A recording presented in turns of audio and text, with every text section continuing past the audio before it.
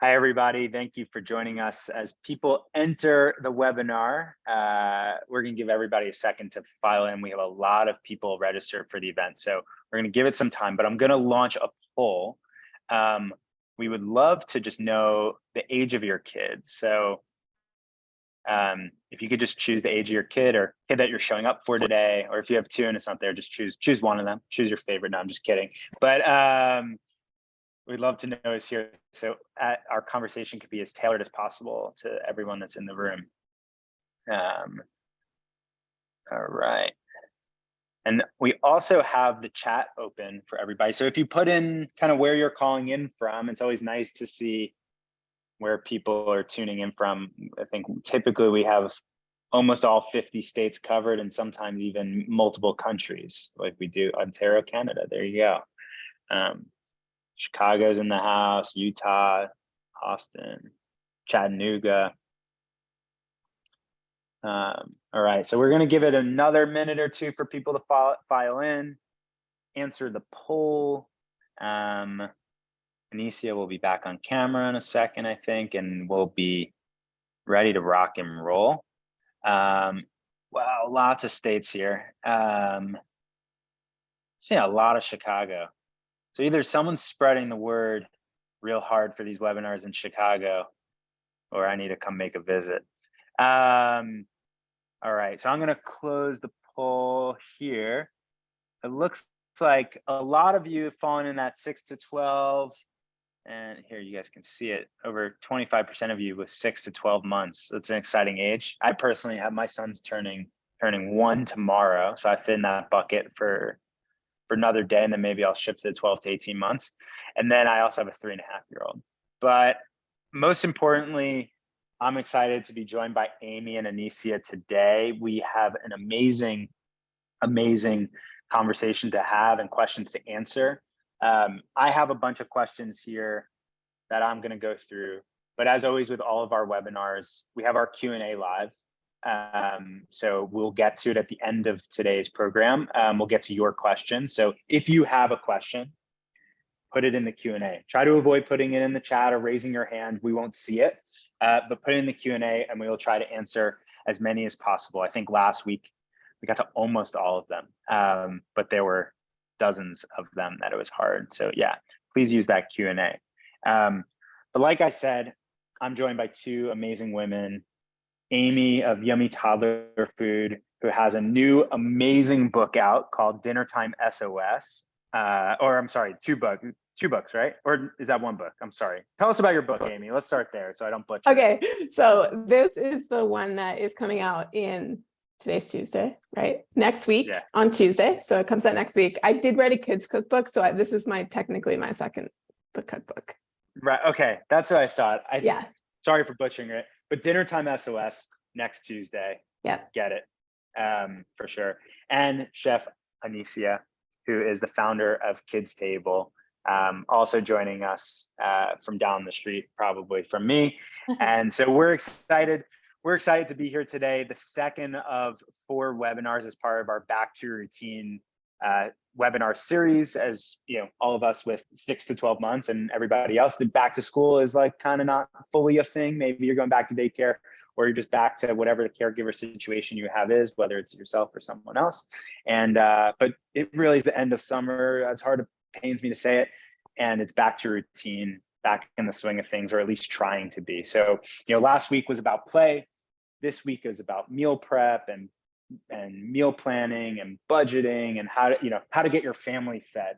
So I'm going to jump into it. But before I do, just a reminder that we have giveaways every week as well as for ongoing. So just as a reminder, this week we have an amazing giveaway, either our First Bites full kit or our Big Bites full kit, depending on the age of your kid. You get to choose. Is your kid just starting solids, or are they toddler moving on? And of course, Amy's book, which we're so excited to be giving out. And make sure you're following Amy and Anicia. I don't know if I made that clear, but definitely follow them on Instagram for amazing tips. And then lastly, our $6,500 grand prize, which is our Back to Routine giveaway. This is cold hard cash, essentially $6,500 in your bank account from these amazing brands, including Lalo, just to make one lucky winner's life a little bit easier. and a little less burdensome with all the expenses that go back to caregiving and taking care of your little ones. So now we're going to get to the interesting stuff. So I'd love to chat with both of you about ways in which busy families can streamline dinner planning, especially around this like crazy back to your team post Labor Day school season. So maybe let's just start there with any tips on making dinner planning, that meal at the end of the day when you're running low on energy and your kids are amped up before bedtime. How do you make that kind of easier if you're a parent?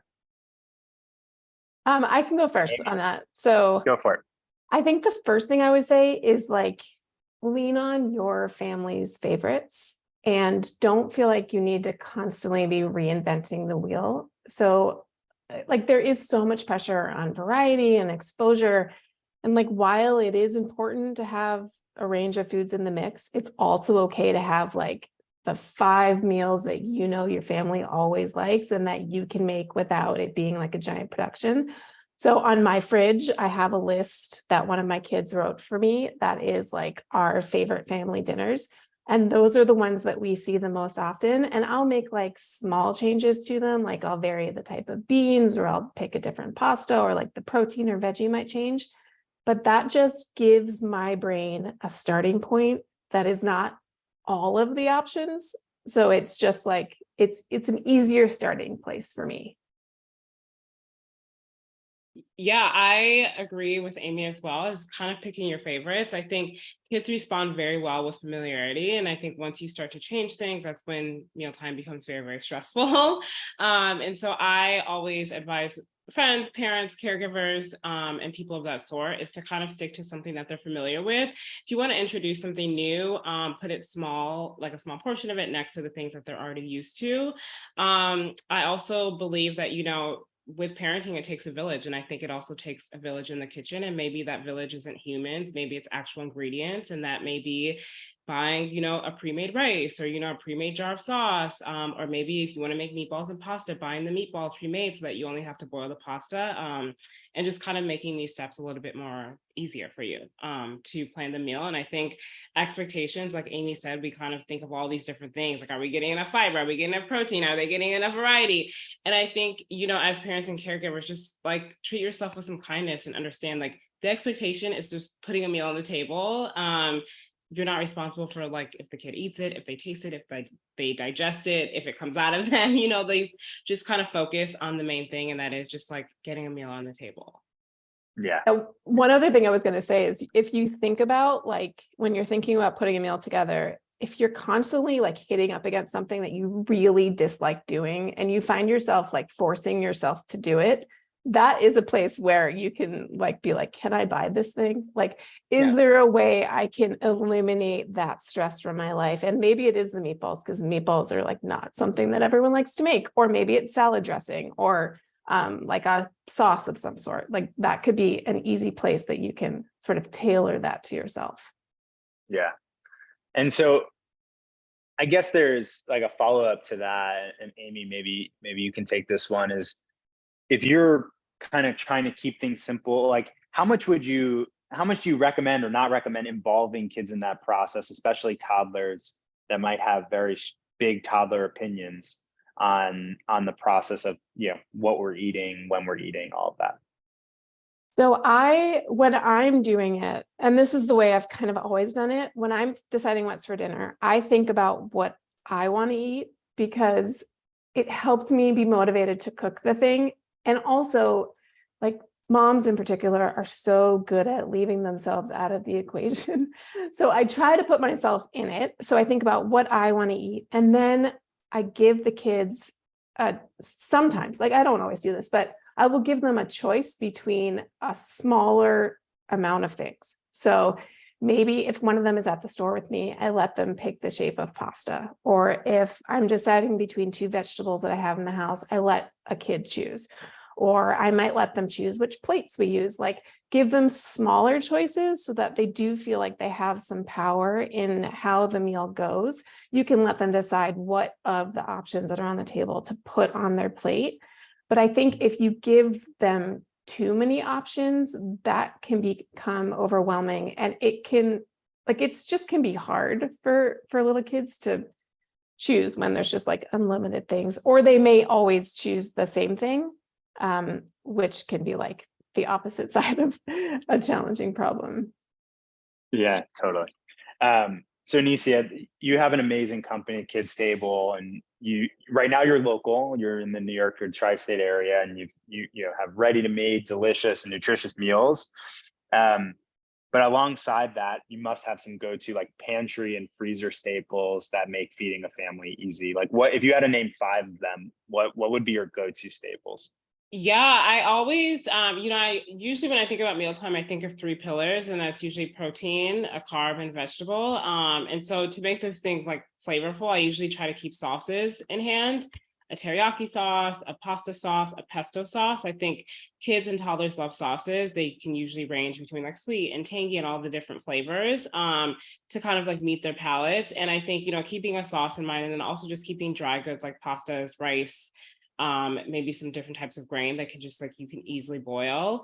And then I am a firm believer of the freezer. I think that, the freezer is kind of like being reimagined right now. I think when I grew up and when a lot of us grew up, the freezer was not a safe space. But I think, there are a lot more better for you products on the market, a lot of organic products, companies sourcing locally and regionally to provide pre-made items that are in the freezer that you can just easily grab and go.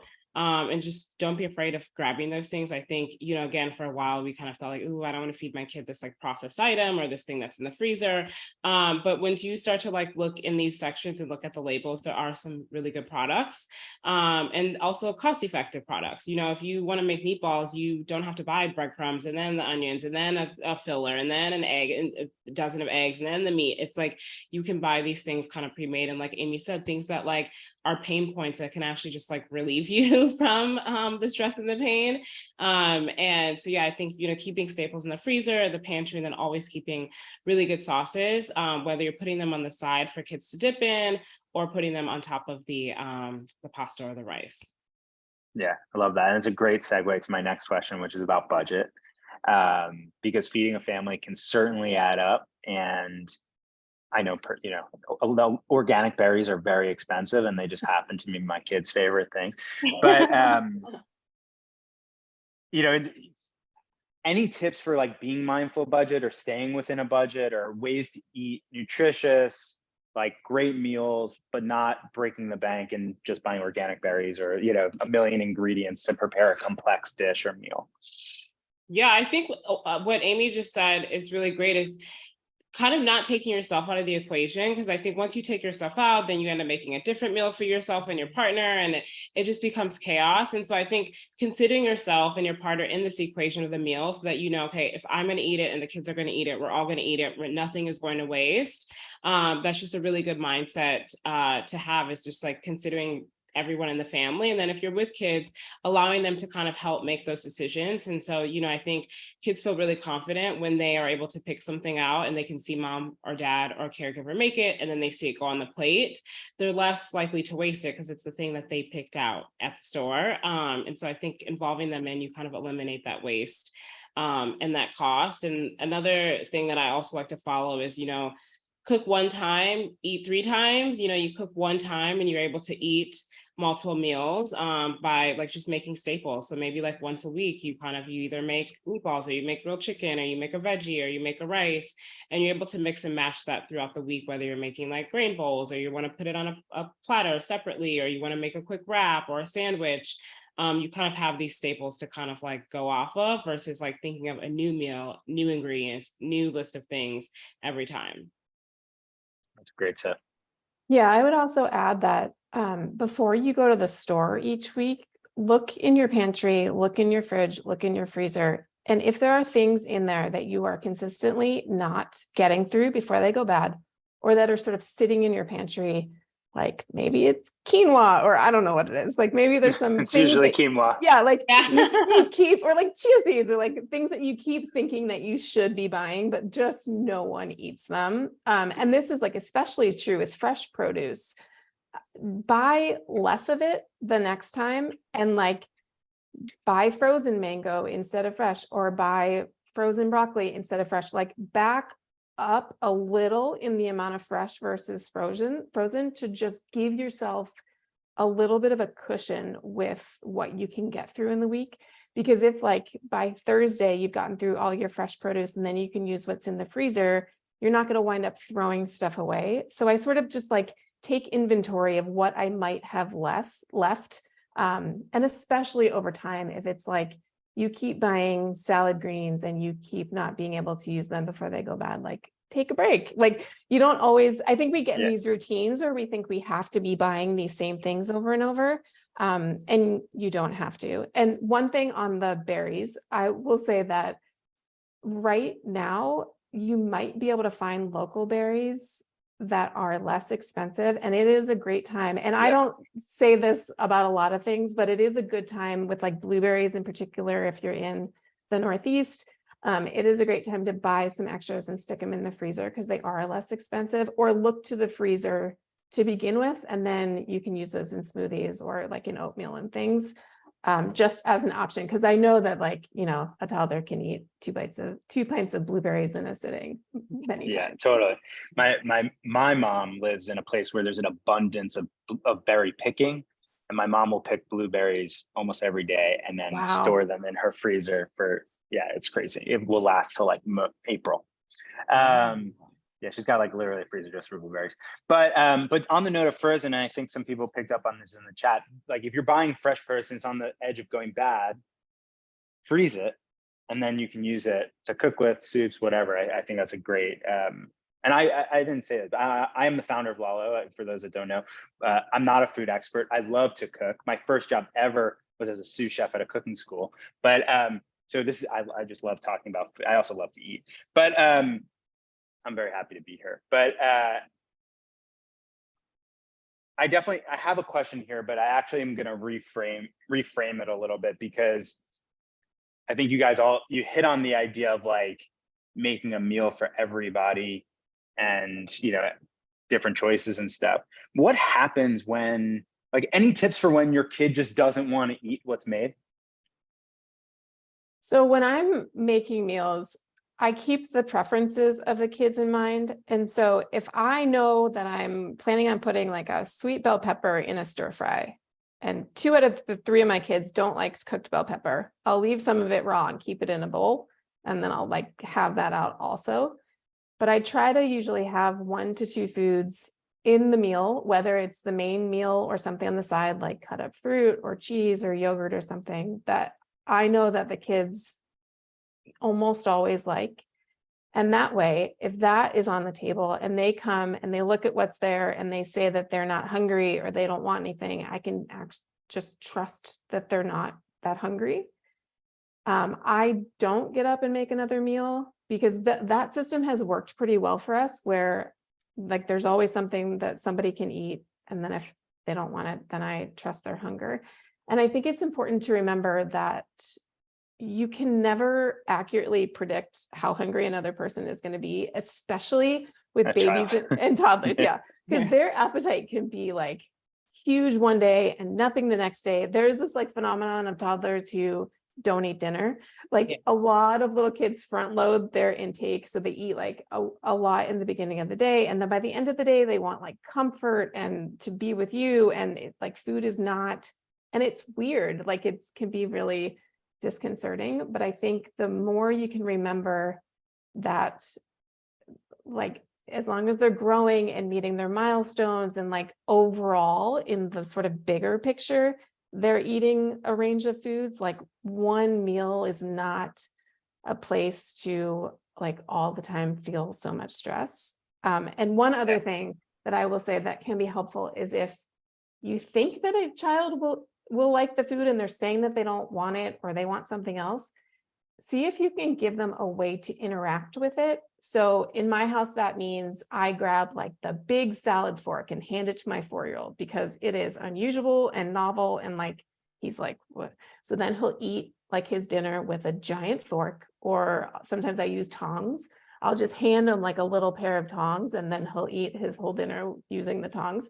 So like a way that they can like do something that could be like sprinkling or dipping, or it's just like the engagement can help. And that's not the same. It's not the same as like playing. It's just like engaging. No, it's a great point. And it's a big reason when we launched our toddler tableware, we added chopsticks. Yes. And we are probably one of the only brands that makes toddler chopsticks. And they're very cool and functional, and they're designed specifically to help. They have like a little paddle at the end so the children can actually use them and it's not frustrating. But it creates an idea of play, a thought of play in a way that engages their food in a new interesting way. So yeah, chopsticks can be great for sushi, but they can be great for meatballs and cheese and whatever, because it breaks up the routine for them, make something new.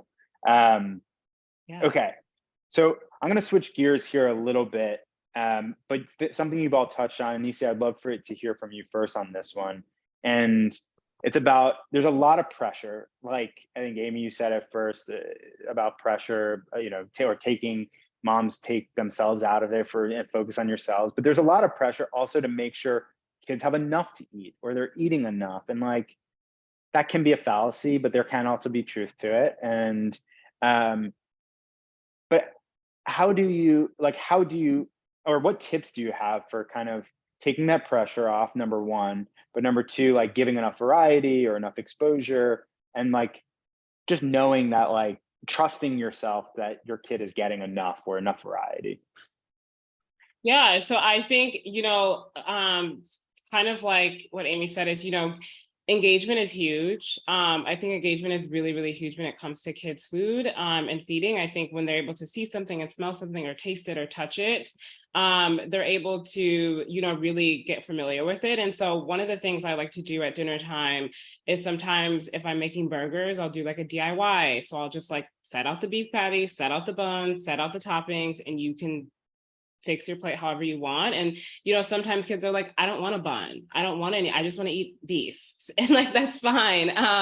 Or like maybe they just want to eat the bun and put lettuce and weird stuff on top of it and eat that. And I think it's like, once you take away the policing of everything and the pressure of everything, kids are more likely to kind of like eat the different varieties. And I think as Amy said, one meal is not going to break the bank. And I think when you really put into perspective, you are feeding a child thousands of meals in 1 year, and they're reaching all different milestones. And there's going to be a time where they will try something new, whether it's at a birthday party or at school or at home, or maybe, eventually like something that you're eating and they're interested in it. And so I think just kind of like assuring yourself that like your kids are building their own confidence through food, and we can't make every single decision for them. And some, like Amy, some days they have a big appetite, some days they don't. Some days they're an omnivore, and some days they're all of a sudden a vegan. And so kind of like, just allowing yourself and your family to kind of go through those ebbs and flows of the feeding and building their palate. And when you are really, really wanting to introduce a new food, again, familiarity is the biggest thing. I think a lot of times parents are like, you need more vegetables, so eat this plate of vegetables. And the kids are like, that looks foreign to me. That looks crazy and weird. And I think if you put it next to their favorite things, like maybe they love a certain type of pasta or a certain type of shape or a certain type of vegetable, even sometimes I'll put desserts on the tray if that's something that they're familiar with, alongside a new item that you want to expose them to. And that way they're kind of like, okay, I have my friends here on the plate and we have a new buddy that wants to join us. Let's maybe try that, or maybe not. And so I think the best thing that you can do is just always keep introducing things. If they eventually they'll either say yes or say no. But I think you don't, just kind of like taking the pressure off and just know that like, you are introducing something new, and that's the best thing that you can do. Yeah. Anything you'd add in? Yeah, I would say, well, a couple of things. I think it can help to sort of understand what's like quote unquote normal with younger eaters. So if you're online, you will see these like plates of perfectly balanced food groups, and that is not always the way that little kids eat. A lot of times they'll eat one food group at one meal, they'll eat a different food group at snack, and then they'll eat a different food group at another meal. And like over the course of the week, it all sort of balances out. And then also, if there's something you're concerned about, like try to name it versus using like a vague label like picky. If you're worried about protein, if you're worried about calcium, if you're worried about iron, like get to the thing that is really causing you stress and then put it through the filter of like, is it true? Like, is my concern based in the reality of my child and my family, or am I hearing messaging from someplace else that might be making me worry? Check in with your pediatrician, have something checked. Like, there are ways that you can make sure that your child is growing and gaining weight and meeting their milestones through your regular medical appointments, or just like your own gut. Like, you can sense if something is off with your child. And I think a lot of times we are fearful, not because there's anything actually wrong, but because we're seeing a ton of things online as far as visuals about what other kids are eating. And then some of the messaging can just make us worry when we don't actually have to. Yeah, I agree. And Michelin's not coming and rating your household. So there's nothing to live up to here. Just, right. You know, just have as peaceful a house and dinner table as you can.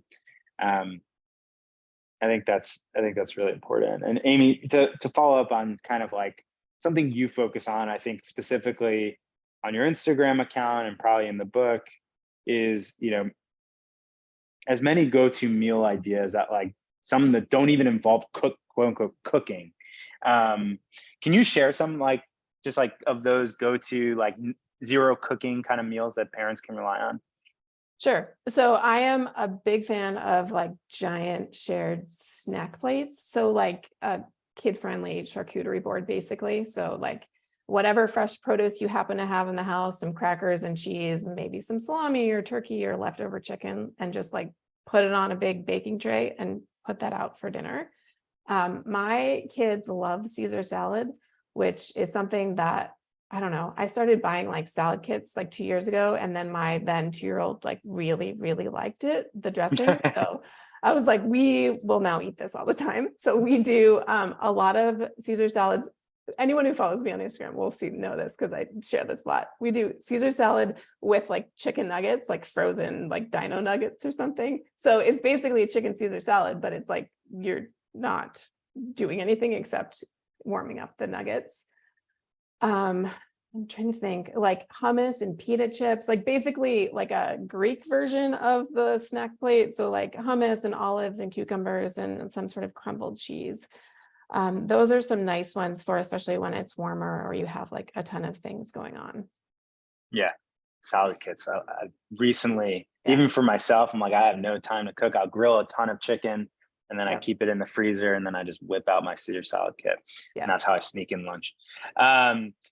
Cool. Well, I have a bunch of questions, but we have a lot that have added up here in our Q&A from the audience. So I'm just gonna skip our pre-written questions and go right to the audience questions, because I think everybody wants to hear their question answered. But I will say this, because I've noticed a few things in here that are a little bit more starting solids focused in the Q&A.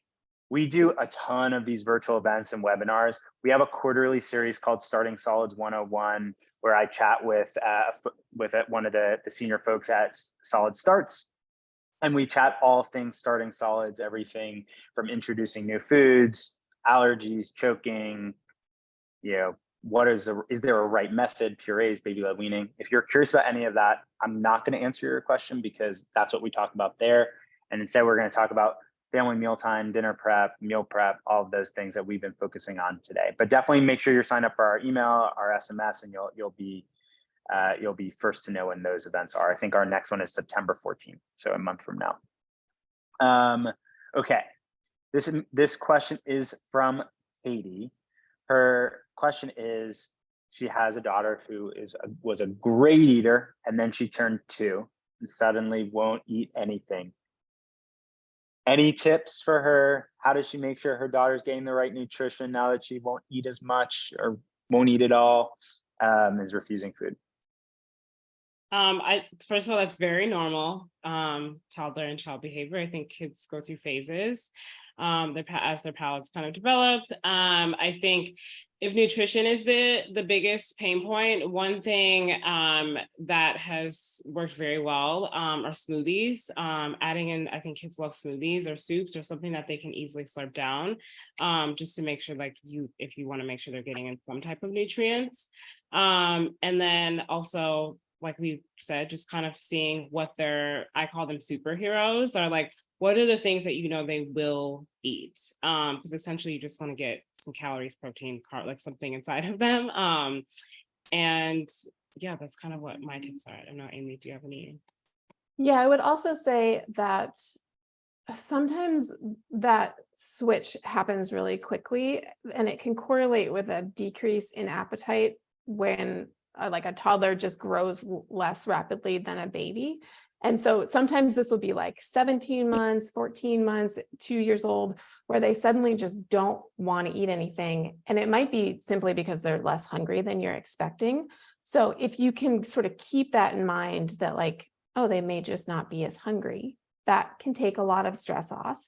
And then like sort of some of the things that we've already said, like find really small ways to help the child feel in control of their experience with their food.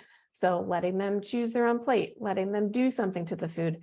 Sometimes with my youngest, I will serve like roasted broccoli off of the sheet pan or out of the air fryer basket, and we will literally eat it with a fork out of the cooking vessel, which is again like just a novel thing. It's easier for me because I don't have to put anything anywhere. But it's like it sort of like breaks down that feeling of the child having no control. And if you think about like everything else that is happening with the 2-year-old, like they don't want to wear the socks you picked out. They don't want to leave the house when you say it's time to leave. Like this is very normal for it to show up in food. And so it's not necessarily a problem. It's just you have to like change your perspective a smidge.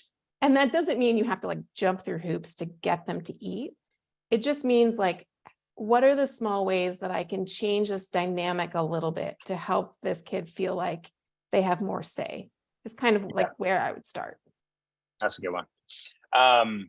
Okay, so this question's from Maria, and we talked a little bit about budget. And so there's a balance to play here between budget and exploration. How do you balance wanting to be budget conscious while still letting your little one explore and try out new foods without being wasteful? I can go first. Go for it. I would like buy foods you want to eat. Yeah. So I mean, like if there's something that you're not sure that they're going to like, but you love, like, it could be anything. Just buy it to plan to eat it yourself and then have it on the table with a meal and let the child explore it if they want to. That can also be a great thing to do at a restaurant if you're ordering something that they haven't seen before, just like make a point to say what it is, or let them take a bite if they want to. And I think you can explore foods through books or through watching cooking videos or like at the library. Like there are ways to interact with foods that don't necessarily just have to be on the plate that cost nothing. That can be really helpful too. Awesome. All right, the next question is from Sarah. So kind of the opposite of like not eating, or not really the opposite, but this question is there a problem with a child who wants to eat the exact same thing for every meal or for every breakfast? Is there anything wrong with that? Is there anything to look for? Any tips or guidance there? Do you want me to go, or do you want to go? I don't think there's necessarily anything wrong with it. I think eventually it could lead into a habit of like, you're never able to expose them to new things. I would kind of just like gauge, is this something that's been going on for months or a year, or kind of, figuring out ways where you can kind of introduce them to new things. The other thing is I work a lot with parents who do have eaters like this. And a lot of times what we do is change the format of the item that they are going to. Say it is like meatballs. Meatballs are essentially ground meat. Figuring out other ways that you can make this type of ingredient to introduce them to new formats of food, and then you can kind of introduce them to new flavors and new sauces and kind of like build it that way. That's kind of my thoughts on that. All right, just to make, or go for it quick, Amy, and we'll try to get through a couple more here before we. I was just gonna say, I think you can tell the difference between a child who like just has their like comforting thing that they want to eat every morning versus a child who is scared of new foods or is like emotionally having a very hard time at meals and only wants their safe foods. If you've got this, like, if there is an emotional reaction that the child is fearful and that meals are stressful, I would recommend working with a feeding therapist. But like I eat the same lunch pretty much every day. And so. Yeah.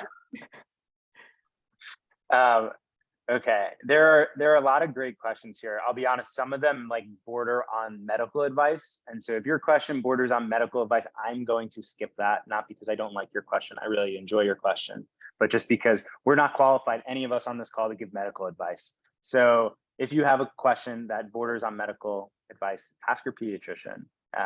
Seek out an answer from a medical professional to get that advice. Okay. All right, I like this one because this could be a quick rapid fire. Maybe each of you can give me three healthy snack ideas. This question's from Ashley. Smoothies. I am a huge fan of smoothies. I think you can add fruits, vegetables. Summertime is really great for that because it's hot. So it's a really great way for to cool off. I think any type of like just fresh fruit.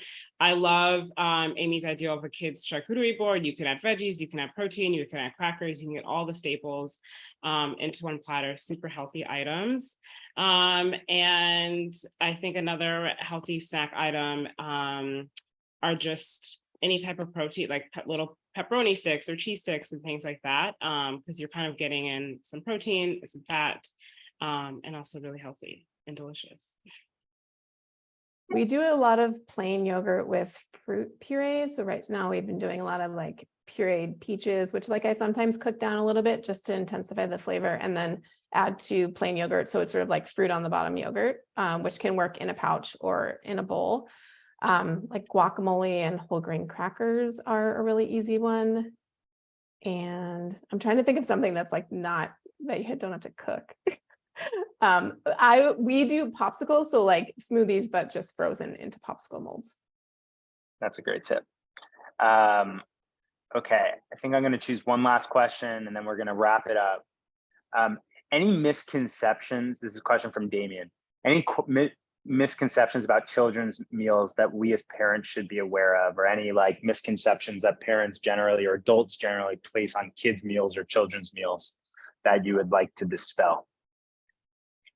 I think, I built a company called Kids Table, and part of our mission is kind of reimagining kids' food and adding diversity and flavors, and kind of also being inspired by global flavors. I think there is a big misconception that kids don't eat foods from other cultures, and that's not true. I grew up in a multicultural family. A lot of my friends grew up in multicultural families, and that's kind of the food that we grew up with.